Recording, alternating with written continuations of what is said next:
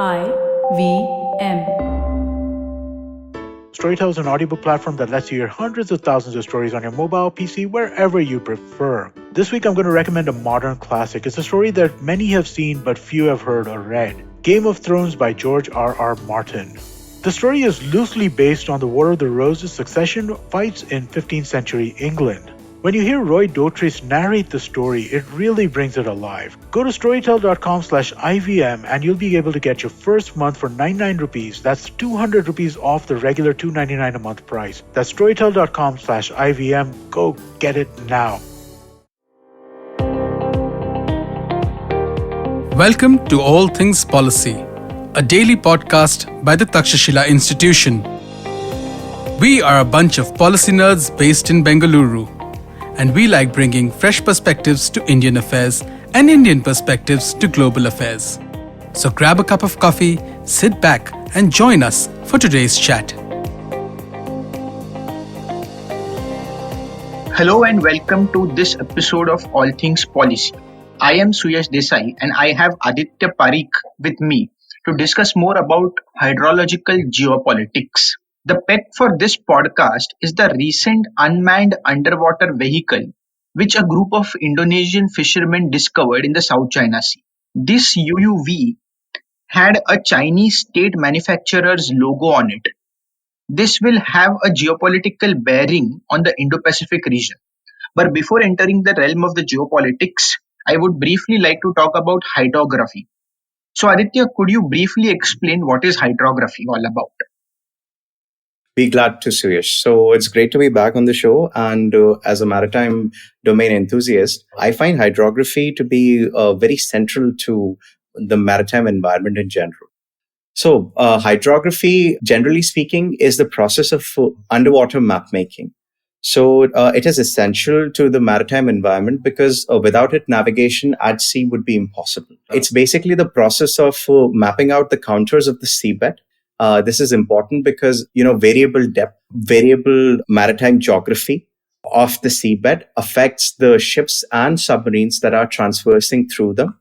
And it is important because without it, you'd just be navigating blind. So in a similar fashion to how navigation aids on land, like road signs and maps are used the same way, nautical charts rather, are used to avoid these obstacles in the way, so to say, these contours on the seabed, these geographical features of the seabed, which might scrape your vessel, damage it. So basically, it's a navigation aid, and without it, at sea, you would be completely blind. So that's how. Fair enough. Okay, before talking about the geopolitics of the region, Aditya, could you briefly tell us what are the major countries doing in this domain? What is the US doing regarding UUVs? What is the People's Republic of China doing? What is India doing? Because we have heard a lot about UAVs and the use of UAVs by different countries for their civilian as well as military purposes. But what are these countries doing?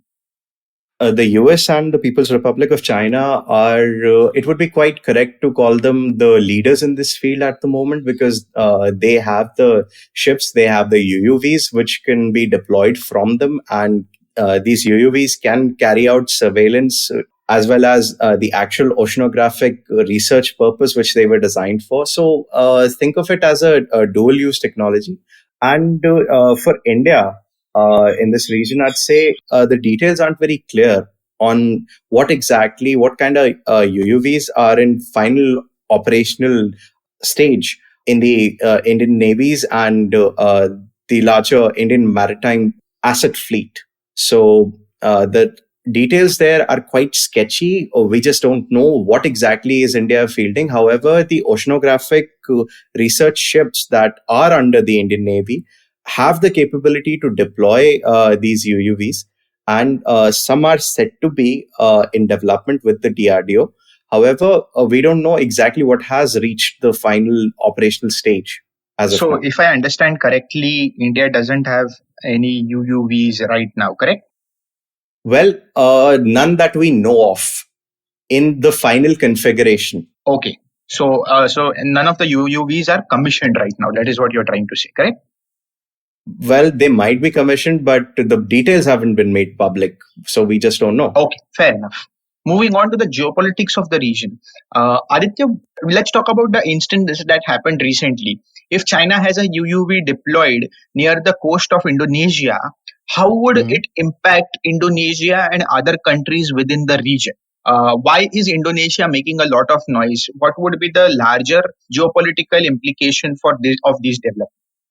I think Indonesia's biggest worry is the same as any other littoral states in this matter. So a UUV or just about any other object which might be listening in, which might be intruding in any which way in your waters, may it be your EEZ, may it be your territorial waters, or may it be international waters which are very close to your EEZ. So there's an inherent risk here which Indonesia and the other littoral states realizes there. So this is quite a parallel situation to how you have those affiliated to Chinese Coast Guard ships intruding into the EEZs of Indian Ocean littoral states and South China Sea states.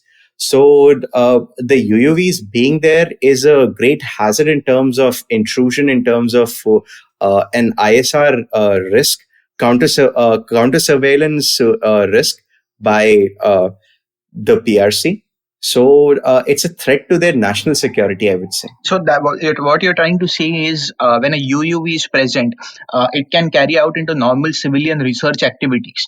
But simultaneously, while carrying out normal civilian research activities, it can also engage in mapping of the seabed, mapping of the oceanic temperatures, mapping of the salinity, which will in return help the submarine to operate in those regions. Right? This is what you're trying to say. Yeah, exactly. It's a dual use tech. So, do you know of any instances in the recent past where a Chinese UUV has been found in the Indian Ocean region? And since there are a Chinese research vessel, a recent Asia Nickel article was talking about the increasing active operational activities of Chinese research vessels in the South China Sea as well as the Indian Mhm. Ocean region. South China Sea, we are quite aware of it, and in the Indonesian region. So, do you know of any recent UUV, Chinese UUV find in the Indian Ocean region? And before answering this question, you can also answer how is a research vessel different from the UUV? What are their operational differences, if there are any? Well, as for UUVs being found, well, last year in 2020, it made news that certain Chinese oceanographic research ships had entered India's zone. And there was this press conference in which the Chief of Naval Staff of the Indian Navy clarified that, yes, certain Chinese ships did come in and they were chased off. They were supposedly conducting oceanographic research, but they didn't have the prior permission. So the Indian Navy rightly chased them out of their area.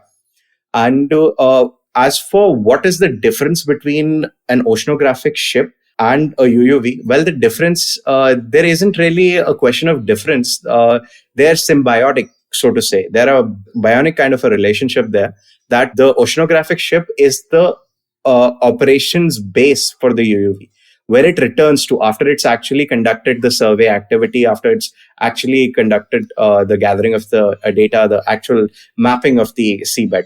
So it returns there, it is serviced there, it is stored there, it is deployed from there. So both of them are parts of the same machine. They're cogs in the same machine. Okay, okay. Let's focus because we are talking about the Indian Ocean region. Let's focus our attention to India now. What kind of stake does India have in the hydrography community? Aditya? So hydrography is one of those things that the Indian Navy has always taken seriously because India has this policy of supporting its neighbors, supporting the international community. So this is reflected by our compliance with UNCLOS, our part in major UN organizations which talk about the maritime environment. So similarly, we have a nodal agency in India called the National Hydrographic Office. It's situated in Dehradun. So their main responsibility is to carry out hydrography surveys, and these are done by Indian naval vessels. So our establishment is so well versed with hydrography that we have the charge for the whole area in this region.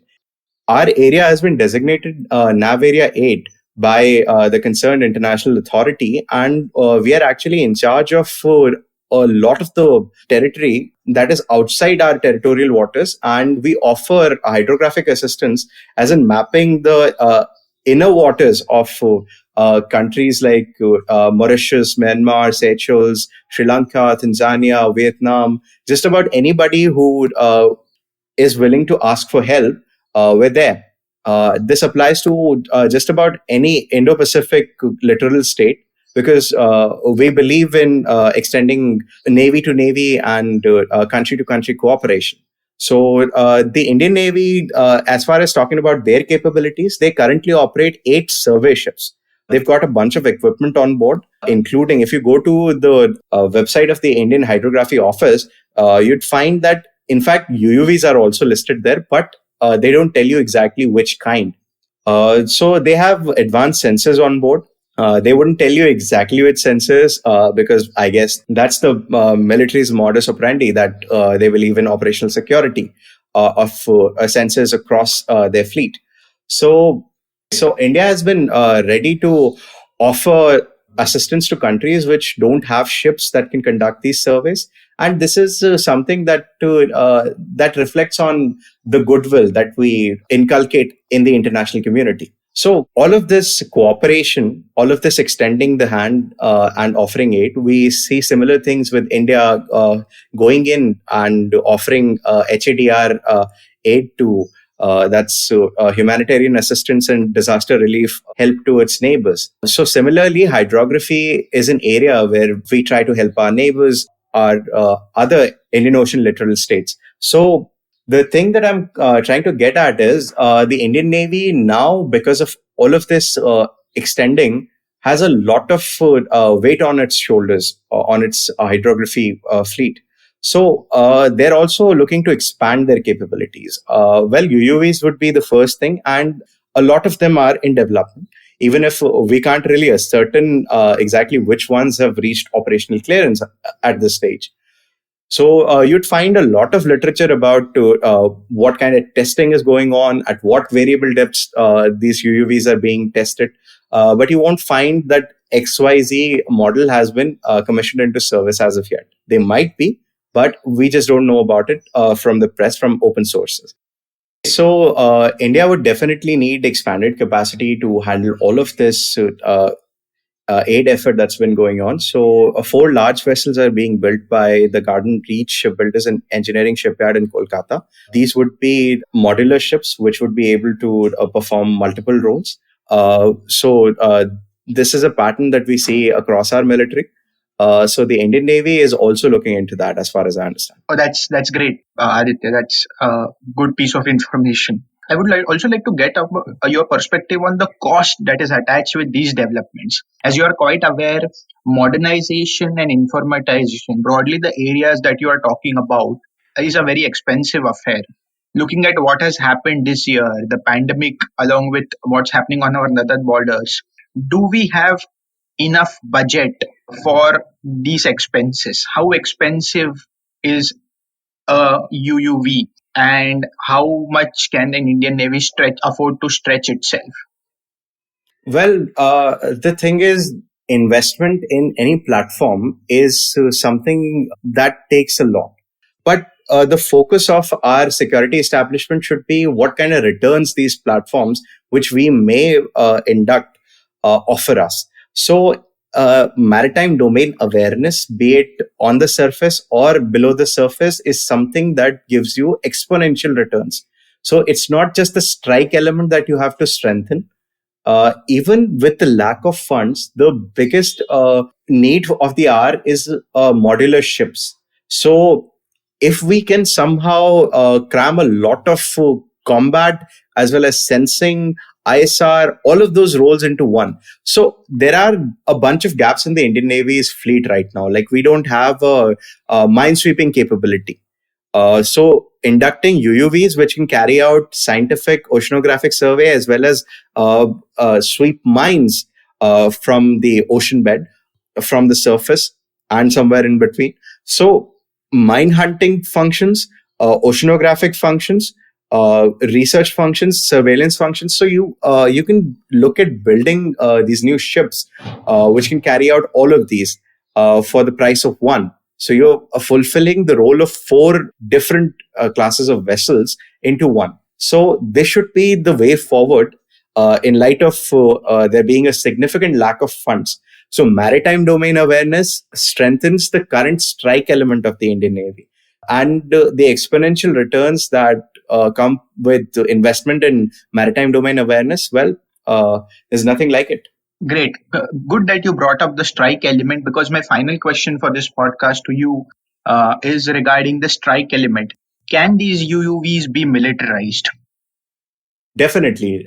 Just as aerial vehicles can be militarized, can be made to carry loitering munitions, that we saw very recently with a few conflict zones. In a similar way, small objects can be disguised as biologicals. So if you're familiar with submarine parlous, you'd know that schools of fish often pass around warships and submarines. So the sonar operators were in charge of being the literal eyes and ears of the ship.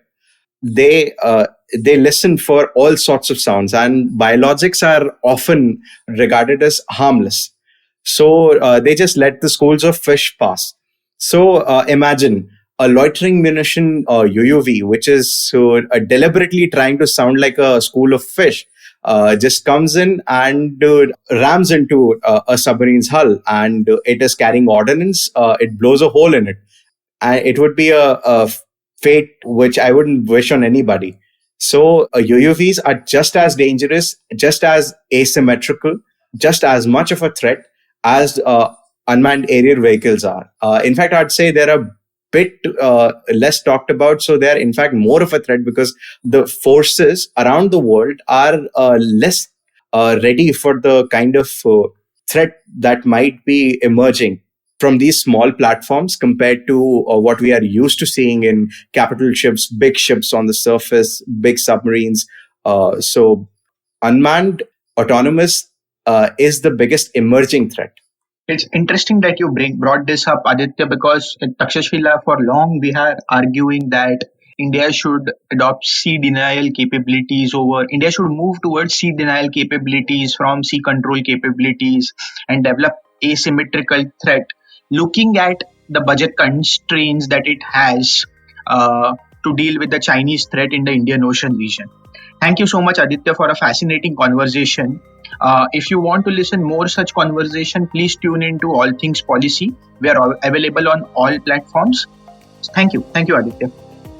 Thank you so much, Suyash.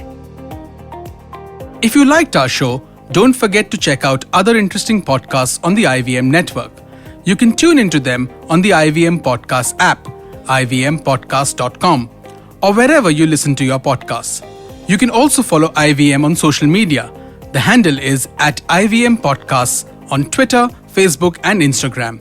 And hey, if you'd like to dive into Takshashila's research on technology, strategy, and economic affairs, check us out at our Twitter handle @TakshashilaINST or our website takshashila.org.in.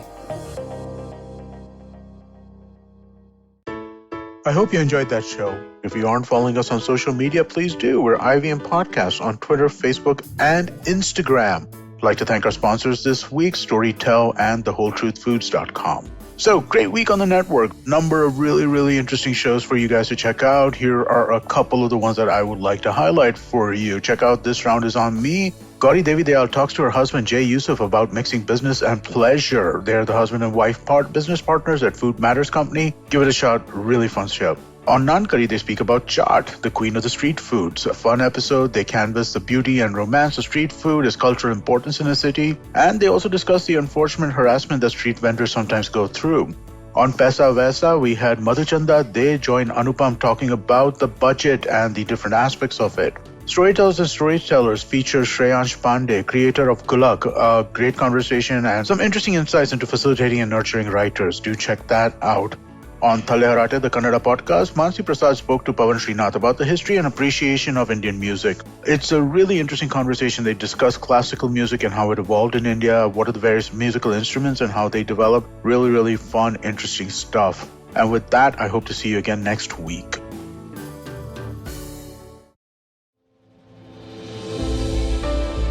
What are some of the radical changes that are now shaping our workspace? With physical distancing and heightened safety protocols being the norm, will technology finally make its large-scale entry to the workspace? Will design as we know it change for the long term? Is it possible for the Indian commercial real estate space to adopt a 360-degree approach to sustainability? Join our hosts at the Future of Space podcast by RMZ as we deliberate with industry leaders, analysts, and bright young minds on the way forward for the workspace given the new COVID normal. Tune in to the IVM Podcasts app or wherever you stream your favorite podcasts